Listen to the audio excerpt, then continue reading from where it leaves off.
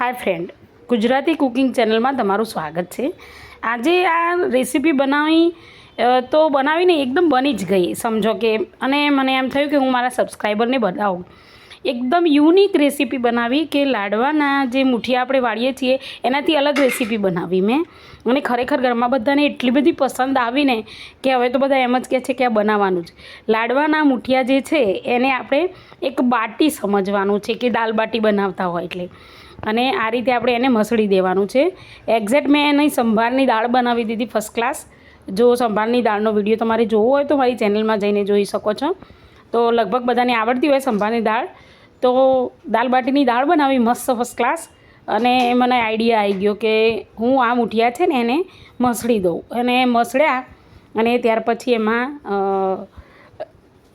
अंदर आपणे जे दाळ बनावी हती मैं ए दाळ पछी डुंगળી अने લીંબુ બધું એડ કર્યું। પહેલાં મેં લીંબુ નીચોવ્યું થોડું, જે સ્વાદ પ્રમાણે તમારે નીચોવતા હોય બરાબર છે। અને ડુંગળી જે સમારી હતી એ પણ મેં અંદર એડ કરી સરસ મજાની અને ત્યારબાદ મેં અંદર દાળ વેડી। તો તમે નહીં માનો એનો ટેસ્ટ છે ને એક્ઝેક્ટ દાલ બાટી જેવો। તો પ્લીઝ તમે સબસ્ક્રાઈબ કરવાનું ના ભૂલતા। હું આટલી સરસ રેસીપી બનાવું છું તો એ કોઈ સબસ્ક્રાઈબ નથી કરતું અને આ તો એકદમ યુનિક રેસીપી કહેવાય। તમે ખરેખર ખાઈ જોજો બનાવીને। કોઈને નહીં ખબર પડે, પહેલેથી કહેવાનું નહીં પણ કોઈને નહીં ખબર પડે કે ખરેખર આ મુઠિયાની દાલ બાટી બની છે। એટલો મસ્ત ટેસ્ટ આવે। જો કે લસણની ને એ ચટણી છે મેં બનાવેલી છે, પડી છે, પણ અમારા ઘરમાં બાળકો છે ને નથી ખાતા એટલે મેં બાળકો માટે બનાવી છે આ ડીશ।